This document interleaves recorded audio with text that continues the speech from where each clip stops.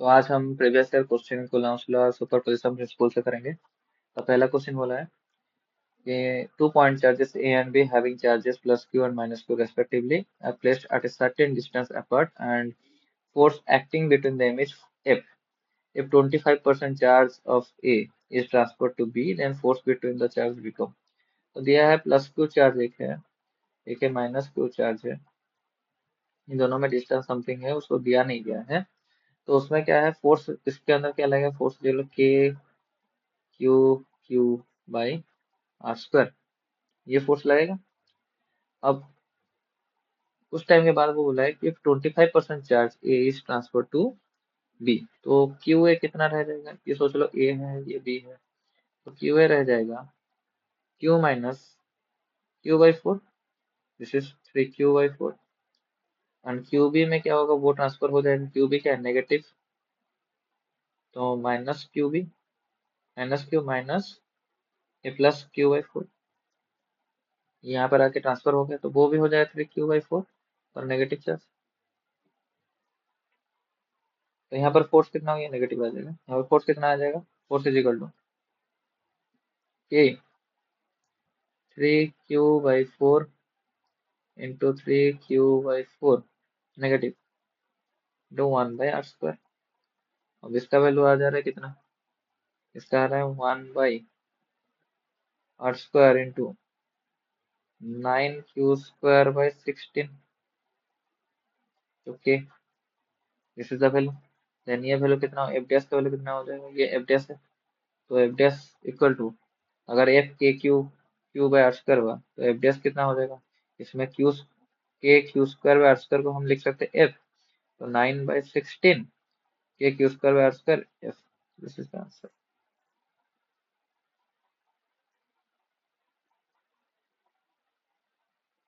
Question number 2 का है कि suppose the charge of proton and electron are differ slightly. One of them is minus C and other is 1 plus del E।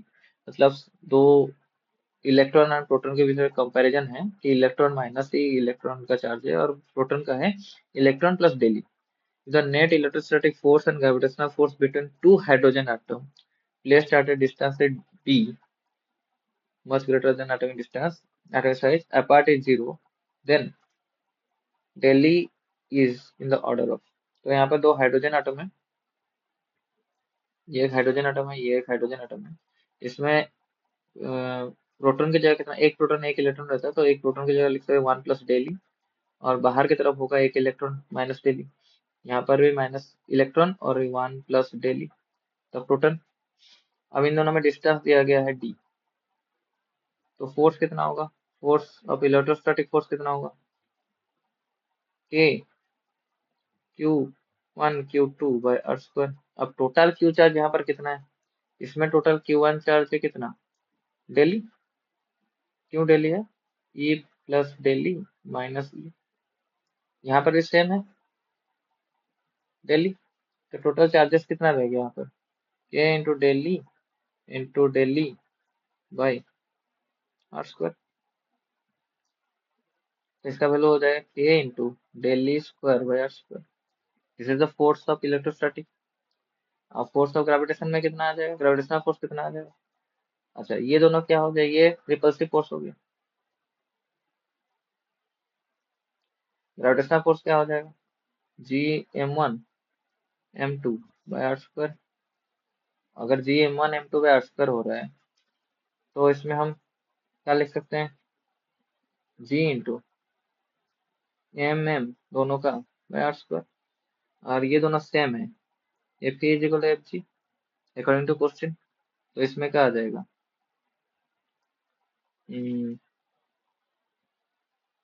1/4πε0 डेली² by R equal to Gmm/r²। और आर² cancel, तो इसको हम लिख सकते हैं 9 इंटू 10⁹ तो डेली² इज इक्वल टू जी का वैल्यू 6.67, तो 10⁻11 इंटू मास का वैल्यू होता है 1.67, तो 1.67 इंटू 10⁻⁻47 का स्क्वायर। तो इसमें ऑर्डर के हिसाब से पूछा है तो सिर्फ हम ऑर्डर का लिख देते। तो यहाँ पर हो जाएगा del square equal to 10⁻11 into 10⁻54 by 10⁻9। तो ये ऑर्डर आ जाएगा 10⁻20⁻74 और डेली का वैल्यू आ जाएगा 10⁻37। This is the answer. Question number 3 में बोल रहे हैं two identical charges pair suspended from common point by two massless spring of length L are initially at a distance D. D is smaller than L. Okay मतलब D smaller than L है। यहाँ पर दो मास है, two identical charge pair, जिसमें हमारा दिया है कि ये लेंथ L है, दोनों सस्पेंडेड हुआ है और वो रिपल्सन हुआ है म्यूचुअल रिपल्सिव फोर्स में। तो दिस इज द L और ये रिपल्सन हो रहा है, then this is the theta. Okay distance D apart from mutual repulsion the charge is began to leak from both the sphere at a constant rate। दोनों से कुछ charges चला गया। Okay as a result the sphere approach each other with velocity. अच्छा ये इधर की तरह अप्रोच करेगा, ये इधर की तरह अप्रोच करेगा विथ वेलोसिटी भी डिस्टेंस। ये अगर सोच लो कि ये अप्रोच कर रहा है किसी इफ एक्स के हिसाब से अप्रोच कर रहा है, हो गया। अच्छा तो ये एक्स के हिसाब से अप्रोच कर रहा है तो वो एक्स भी के साथ क्या रिलेशनशिप रख रहा है, क्वेश्चन वही पूछ रहे हैं। तो इसमें हमको क्या करना है, हमें पहले इसका फ्री वर्ड डायग्राम बनाना पड़ेगा। फ्री वर्ड डायग्राम में क्या है, दो स्फीयर हैं, एक्स का डाउनवर्ड फोर्स कितना होता है, मास है mg, अपवर्ड अगर ये टेंशन नहीं, this is theta, this is T cos theta. Force लगेगा आउटवर्ड, क्यों रिपल्सिव दोनों के दोनों सेम फोर्स है, तो सेम चार्ज है k Q square by x square, this is the x distance. हो गया। तो अब ये लेंथ एल है। ओके तो this is the t sine theta. तो हम लिख सकते हैं t cos theta is equal to m G,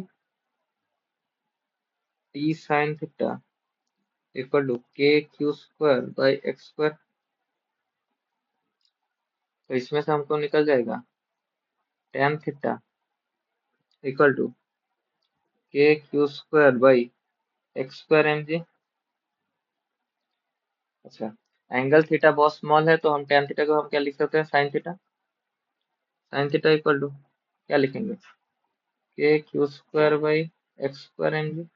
अब साइन थीटा का वैल्यू क्या हो जाएगा, what is the sine theta, sine theta हो जाएगा this is the length, this is the perpendicular, this is L perpendicular by length. तो perpendicular by length हम लिखेंगे तो कैसे लिखेंगे, perpendicular value X by two, length का value L is equal to के Q square by x square M G. हो गया। तो यहाँ पर क्यू स्क्वायर का वैल्यू कितना आ रहा है, क्यू स्क्वायर का वैल्यू आ रहा है x cube m g by two l k, m g by two l k. अब क्यू डायरेक्टली प्रोपोर्शनल कितना हो जाएगा, क्यू डायरेक्टली प्रोपोर्शनल हो गया x to the power three by two. अगर q x to the power three by two है तो d q by d t equal to आ जाएगा three by two root over of x d x by d t. अब d x by d t को हम velocity लिख सकते हैं, तो यहाँ पर आ जाएगा थ्री बाई टू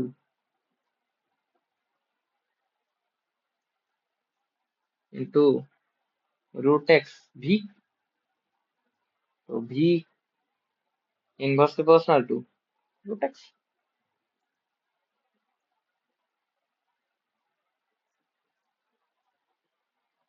यहाँ पर dq by dt क्या हो जाएगा? This dq by dt is constant as question given. This is the answer.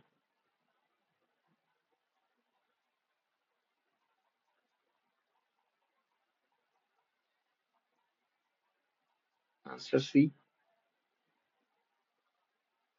Question 4 same type का क्वेश्चन है. Two pitch ball carrying equal charges are suspended from the common point by string of equal length. The equilibrium separation between them is R.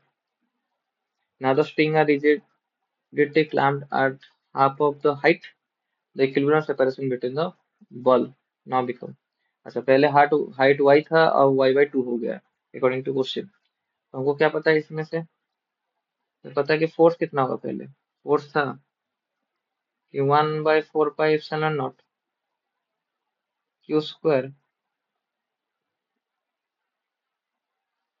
q² by r².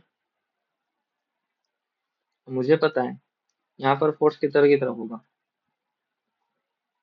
ये हो जाएगा t cos T sorry यहाँ पर हो जाएगा t cos theta downward force mg.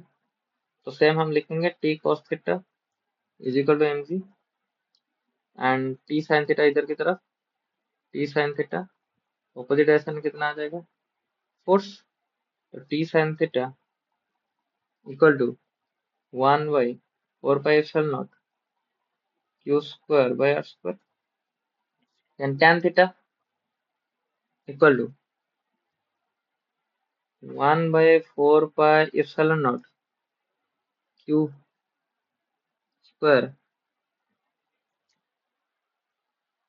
By r² by mg. और tan theta को हम वैल्यू को क्या लिख सकते हैं यहाँ पर? tan थीटा यहाँ पर this is the tan theta. tan theta is equal to p by b. p by b मतलब यहाँ पर y/2 और ये दिस इज r/2. तो हम लिख सकते हैं r/2 by y equal to 1/4πε0 q² by r² by mg. तो tan theta same tan theta just जो होगा सेकंड के लिए हम लिख सकते हैं सेम चीज 1/4πε0 q² by r² by mg. दो अलग अलग के लिए पहले के लिए चला गया y के लिए चला गया दूसरे के लिए चला गया सेकंड डैश के लिए. पहला फिगर के लिए ये दूसरा फिगर के लिए ये. अब दोनों को हमको डिवाइड करना है. आर डैश को चेंजेस कितना हुआ है वो देखना है हमको. तो यहाँ पर tan थीटा डैश को क्या लिख सकते हैं हम r/2 by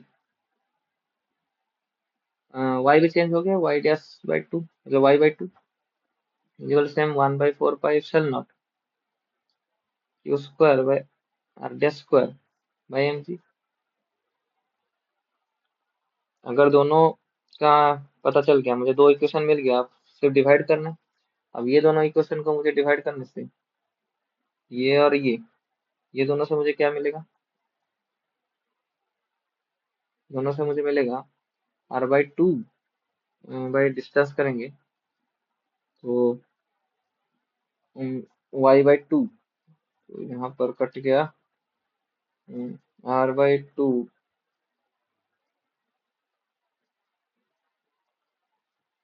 r/2 y into r dash to y equal to कितना आ जाएगा यहाँ पर r² बाई r'². सॉरी उल्टा होगा r'² by r².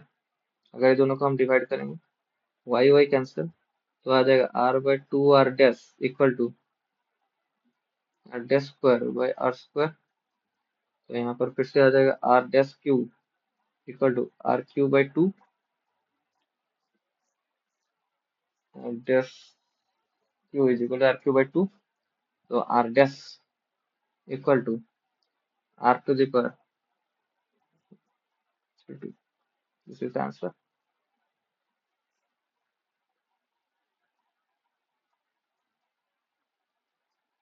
So this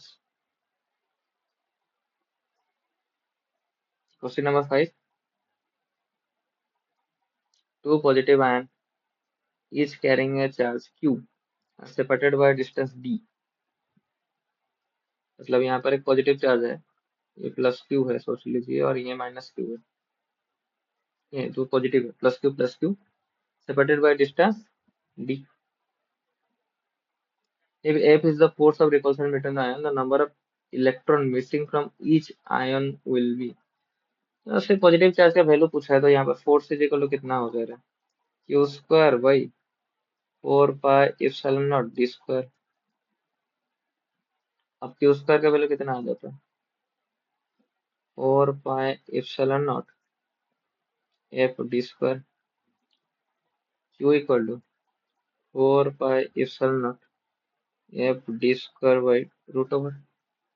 अब क्यू इक्वल टू क्या होता है, मुझे चाहिए इलेक्ट्रॉन मिसिंग, तो क्यू इक्वल टू होता है एन। तो हम लिख सकते हैं इलेक्ट्रॉन मिसिंग मतलब एन। तो क्यू के बगल में हम क्या लिखेंगे, एन ई के जगह मुझे चाहिए एन कितना है, तो n by n e equal to four pi epsilon not F D square root over. N equal to कितना, एन इक्वल टू कितना आएगा, n equal to four pi epsilon not F D square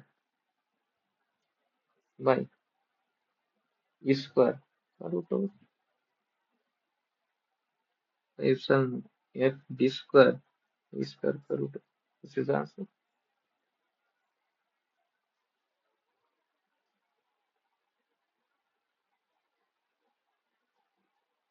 question number पूछा है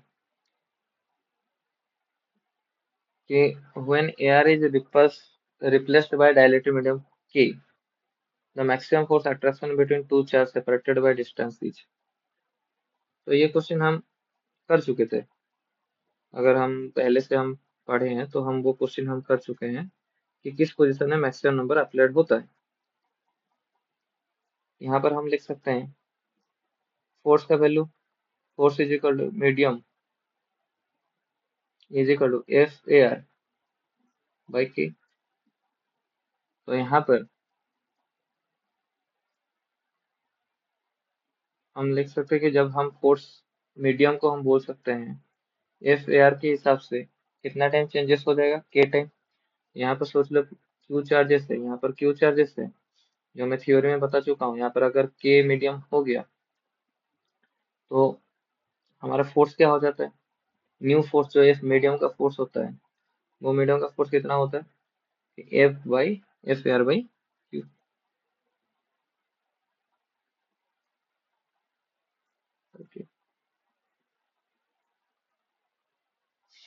this is the answer. तो decrease by के times.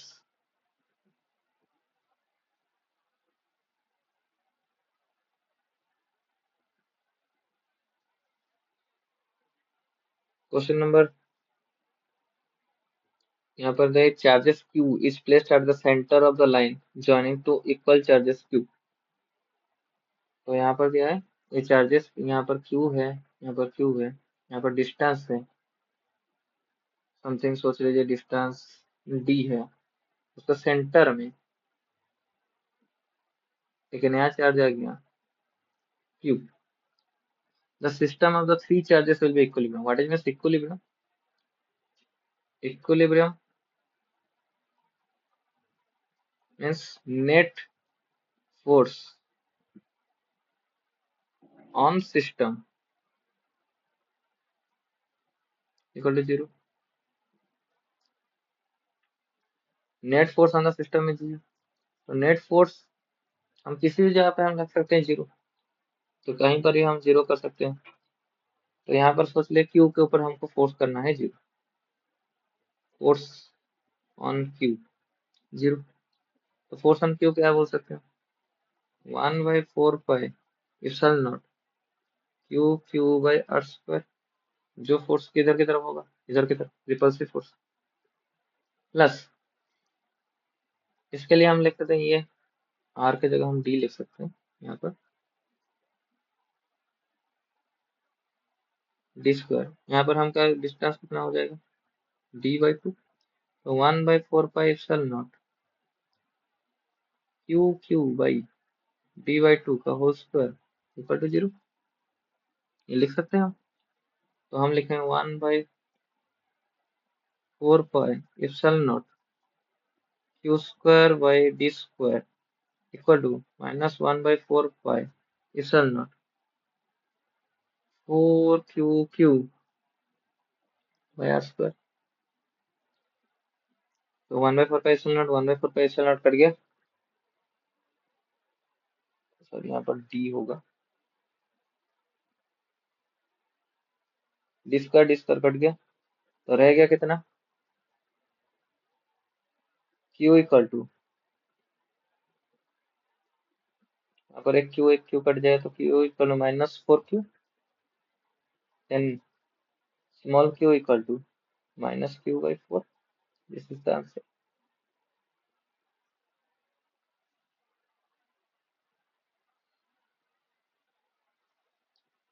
Then point charges plus 4q minus q plus 4q are kept on x axis at a point 0 a and 2 a। तो यहाँ पर 0 point में है, x 0 में है +4q, फिर a पॉइंट में है -q, फिर 2a पॉइंट में है +4q। ओके, तो दिया है। Then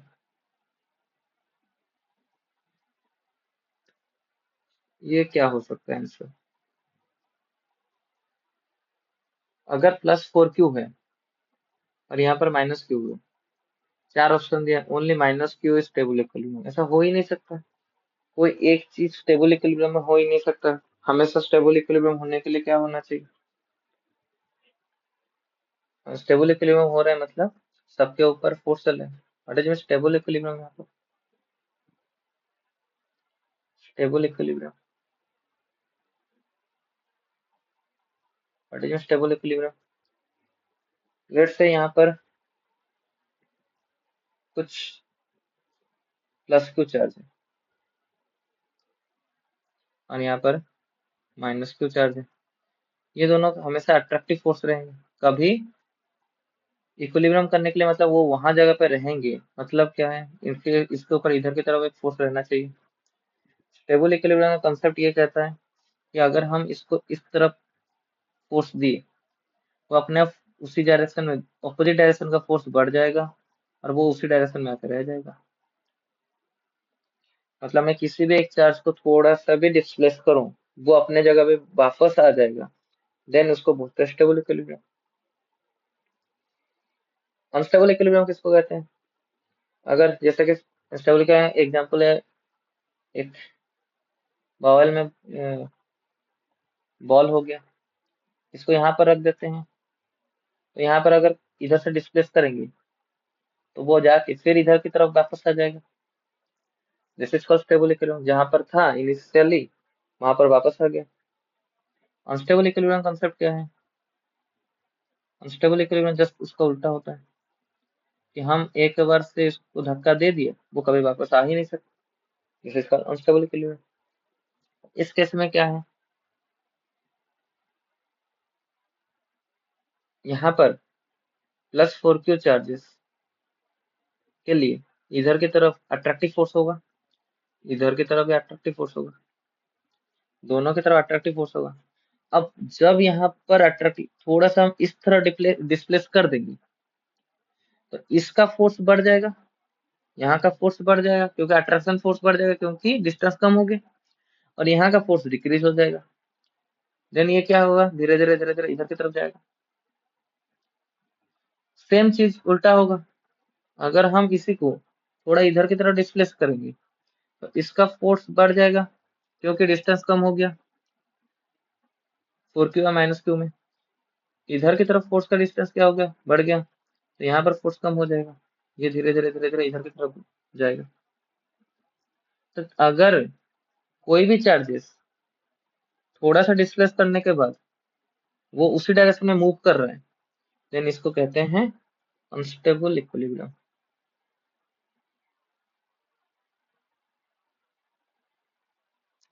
This is the answer. All of the charges are in unstable equilibrium. Thank you.